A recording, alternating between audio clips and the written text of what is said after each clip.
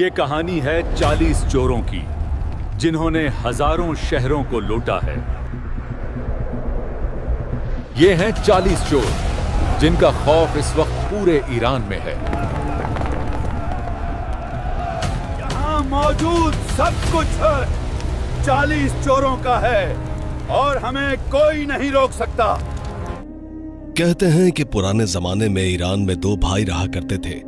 ایک کا نام قاسم تھا اور دوسرے کا تھا علی بابا۔ دونوں غربت میں زندگی گزار رہے تھے، لیکن قسمت کا کھیل دیکھیے، قاسم نے ایک امیر گھرانے میں شادی کر لی اور دیکھتے ہی دیکھتے اس کی زندگی بدل گئی۔ بڑا سا مکان، شاندار دکان اور شاہانہ انداز زندگی۔ اس کے برعکس علی بابا نے ایک غریب لڑکی سے شادی کی۔ وہ روز صبح سویرے جنگل جاتا، لکڑیاں کاٹتا اور انہیں بازار میں بیچ کر بمشکل گھر کا چولہا چلاتا۔ ایک دن علی بابا جنگل میں لکڑیاں کاٹ رہا تھا کہ اچانک گھوڑوں کے دوڑنے کی آواز سنائی تھی۔ اس نے چونک کر دیکھا تو درجنوں سوار تیزی سے اسی طرف آ رہے تھے۔ دل میں ڈر بیٹھ گیا کہ کہیں یہ چور یا ڈاکو نہ ہو۔ فوراً اپنے گدھے کو درخت کے پیچھے چھپایا اور خود ایک بڑے درخت پر چڑھ کر پتوں میں چھپ گیا۔ کچھ ہی لمحوں میں سوار اسی درخت کے نیچے سے گزرے۔ علی بابا نے حیران ہو کر دیکھا کہ یہ کوئی 2-4 نہیں بلکہ 40 سوار تھے۔ ان کے کاندھوں پر بھاری بھاری بوریاں تھی۔ قریب ہی ایک بڑا سا پتھریلا دروازہ تھا۔ ان کے سردار نے بلند آواز میں کہا، کھل جا سمسم، کھل جا سر۔ اور یہ منظر دیکھ کر علی بابا کی آنکھیں کھلی کی کھلی رہ گئی۔ وہ پتھریلا دروازہ خود بخود کھل گیا۔ سب سوار اس کے اندر داخل ہو گئے اور دروازہ دوبارہ بند ہو گیا۔ کچھ دیر کے بعد وہ سب باہر نکلے، دوبارہ جادوئی الفاظ کہے اور دروازہ بند کر کے گھوڑے پر سوار ہو کر وہاں سے چلے گئے۔ اب علی بابا کا خوف تجسس میں بدل چکا تھا۔ وہ دبے قدموں اس دروازے کے قریب گیا اور بولا، کھل جا سمسم، اور واقعی دروازہ کھل گیا۔ اندر داخل ہونے پر دیکھ کر دنگ رہ گیا۔ یہ کوئی عام غار نہیں بلکہ خزانے کا گڑھ تھا۔ سونے چاندی کے ڈھیر، جواہرات سے بھری ہوئی بوریاں اور دنیا جہاں کا قیمتی سامان۔ ڈرتے ڈرتے اس نے 1-2 بوریاں اٹھائی، گدھے پر لادی اور اوپر لکڑیوں کا ڈھیر رکھ دیا تاکہ کسی کو شک نہ ہو۔ اس کے بعد بولا، بند ہو جا سمسم۔ دروازہ بند ہو گیا اور خاموشی سے اپنا خزانہ گھر لے کر آ گیا۔ وہاں پہنچ کر اس نے سارا سونا چھپانے کے لیے زمین میں گڑھا کھودنا شروع کر دیا۔ بیوی نے کہا، میں قاسم کے گھر سے ترازو لے کر آتی ہوں تاکہ ان سکوں کو تول کر رکھ دیں۔ لیکن قاسم کی بیوی کو شک ہوا کہ آخر علی بابا کے گھر میں اتنا مال کہاں سے آ گیا۔ اس نے چالاکی سے ترازو کے پلڑے کے نیچے تھوڑی سی چکنائی لگا دی۔ جب علی بابا اور اس کی بیوی نے سکے تول کر ترازو واپس کیا تو ایک سکہ پلڑے سے چپک کر رہ گیا۔ شام کو جب قاسم آیا اور اس نے وہ سکہ دیکھا تو اس کے دل میں حسد کی آگ بھڑک اٹھی۔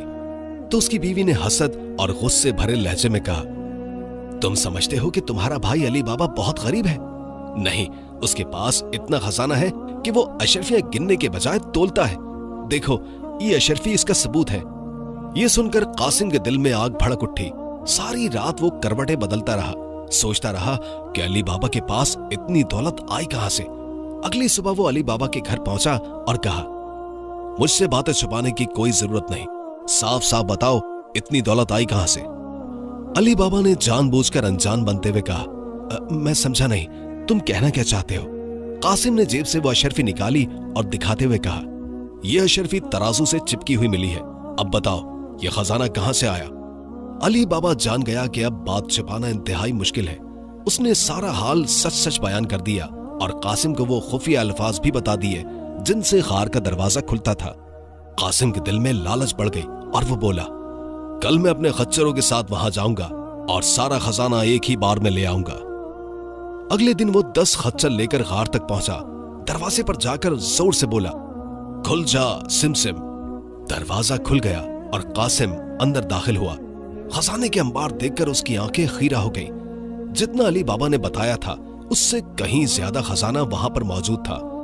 لالچ میں آ کر اس نے جلدی جلدی اشرفیوں کی بوریاں بھری اور دروازے کے پاس لا کر رکھ دی۔ لیکن جب باہر نکلنے کا وقت آیا تو وہ جادوئی الفاظ بھول گیا۔ کبھی کہتا، کھل جا دم دم، کبھی کہتا، खुल जा बम बम। लेकिन सही अल्फाज उसे याद ना आए। उसी दौरान शाम और 40 चोर वापस आ गए। दरवाजे के पास 10 खच्चर देखकर वो फौरन समझ गए कि कोई ना कोई यहां जरूर घुस आया है। सरदार बोला, खुल जा सिम सिम। दरवाजा खुलते ही कासिम भागने लगा, मगर 40 चोरों के नरगे से कौन निकल सकता था। उन्होंने उसे पकड़कर तलवारों से टुकड़े टुकड़े कर दिया। फिर कासिम की लाश को गार के अंदर फेंक दिया और खजाना दोबारा अपनी जगह पर वापस रख दिया। उधर कासिम की बीवी सारी रात इंतजार करती रही। जब सुबह तक शौहर वापस न आया तो वो रोती पीटती अली बाबा के पास पहुंची और कहा, भाईजान, मुझे डर है कि कासिम किसी बड़ी मुसीबत में न फंस गया हो। अली बाबा के दिल में फिक्र पैदा हुई। सुबह सवेरे वो गधे लेकर गार पहुंचा। दरवाजे के सामने खून के धब्बे देखकर उसका दिल कांप उठा। उसने कहा, खुल जा सिम सिम। दरवाजा खुला तो सामने कासिम की कटी हुई लाश पड़ी थी। अली बाबा का दिल भर आया, मगर वक्त जाया करने का मौका न था। उसने लाश को एक गधे पर रखा, ऊपर कुछ अशरफियों की बोरियां डाल दी ताकि किसी को शिबा ना हो, और चुपके से गार का दरवाजा बंद करके वापस आ गया। लाश को कासिम के घर ले जाया गया। दरवाजे पर उनकी होशियार कनीज मर्जीना मौजूद थी।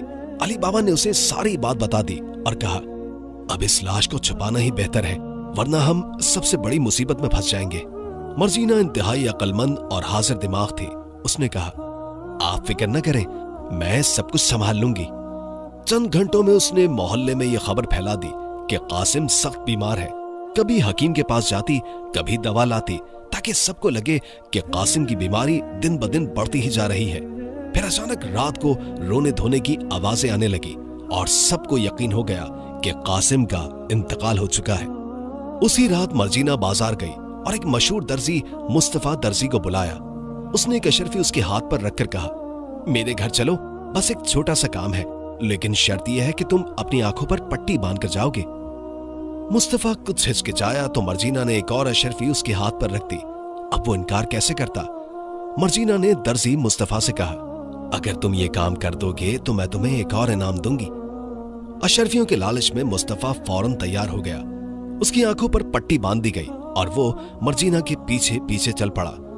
जब वो कासिम के घर पहुंचा तो पट्टी खोल दी गई और मर्जीना ने लाश की तरफ इशारा करके कहा, इसके टुकड़ों को अच्छी तरह से सी दो ताकि किसी को जरा बराबर शक ना हो। मुस्तफा ने चौंक कर देखा ही था कि मर्जीना ने एक और अशरफी उसके हाथ पर रख दी।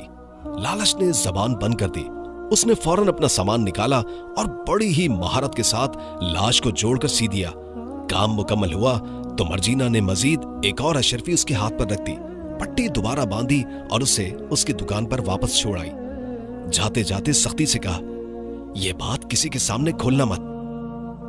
यूं कासिम की लाश को गुस्ल दे दिया गया, कफन पहनाया गया और चुपके से दफन कर दिया गया।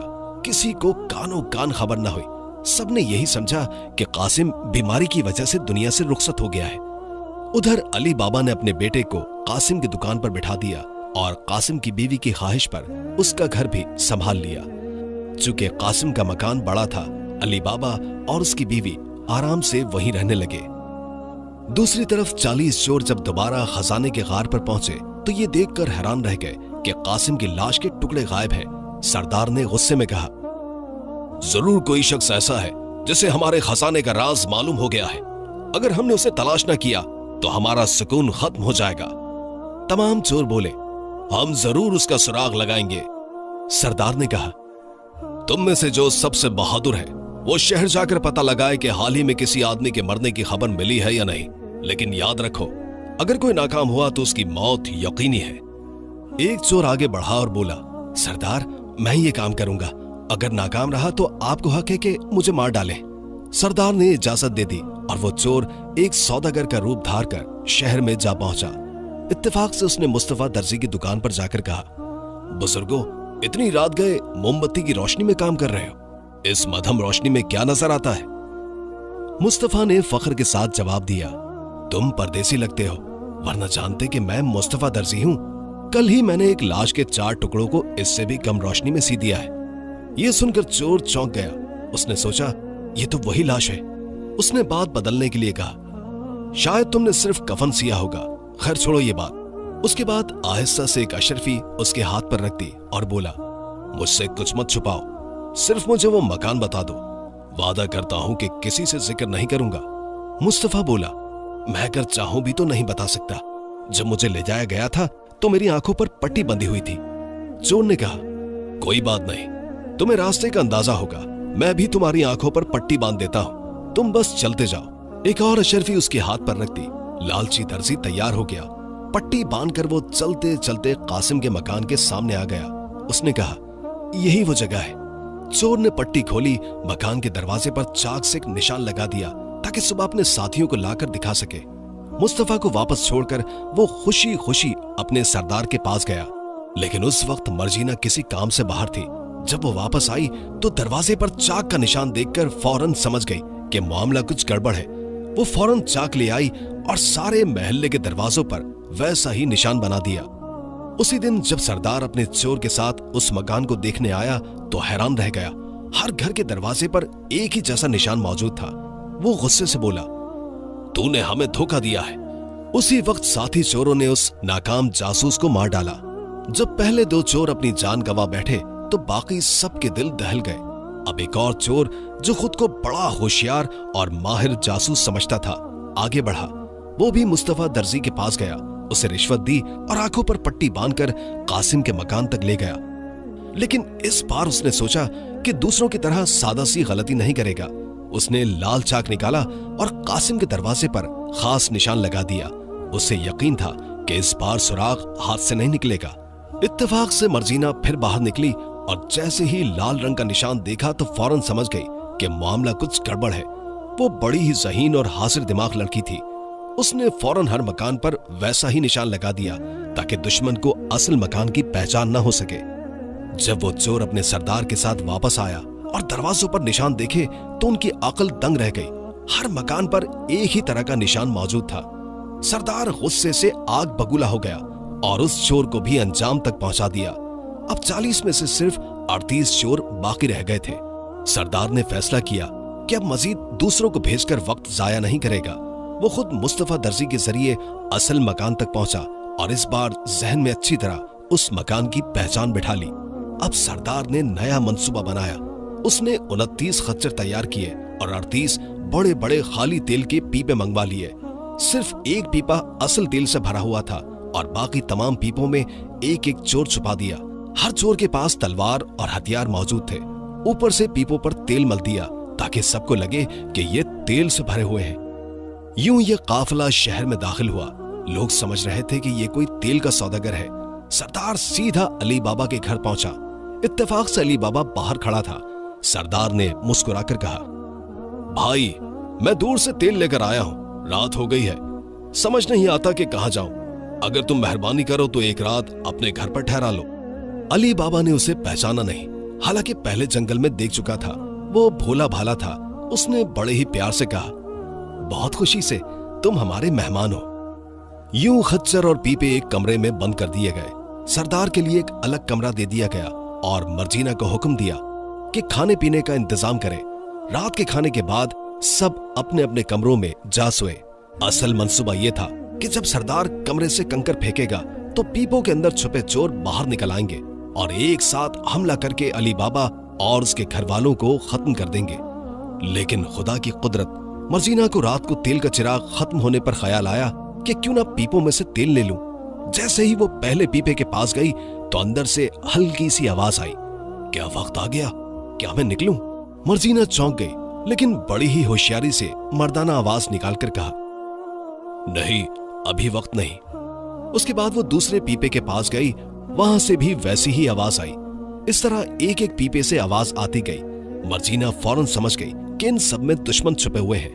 उसने असली तेल वाले पीपे से तेल निकाला, देगची में डालकर खूब गर्म किया और फिर एक एक पीपे में डालकर उन सब के मुंह अच्छी तरह बंद कर दिए। यूं 37 चोर जलकर मर गए और कोई भी बाहर न निकल सका।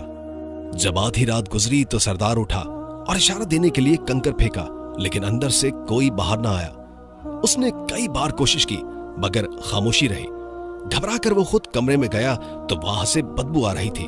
जब गौर से देखा तो पता चला कि सारे साथी खत्म हो चुके हैं। वो डर के मारे फौरन दीवार फांदकर भाग निकला और जान बचाकर भाग खड़ा हुआ।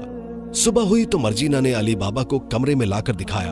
अली बाबा जब पीपे खोलने लगा तो अंदर से मुर्दा लाशें देखकर हैरान हो गया। मर्जीना ने कहा, आका, बेहतर है कि इन सबको छुपकर बाग में दफन कर दिया जाए, वरना ये बात शहर भर में फैल जाएगी। अली बाबा ने उसकी राय मान ली। एक बड़ा सा गड्ढा खोदा और सब लाशों को खच्चर समेत दफन कर दिया। फिर खच्चर भी 2-3 दिन के अंदर बेच डाले।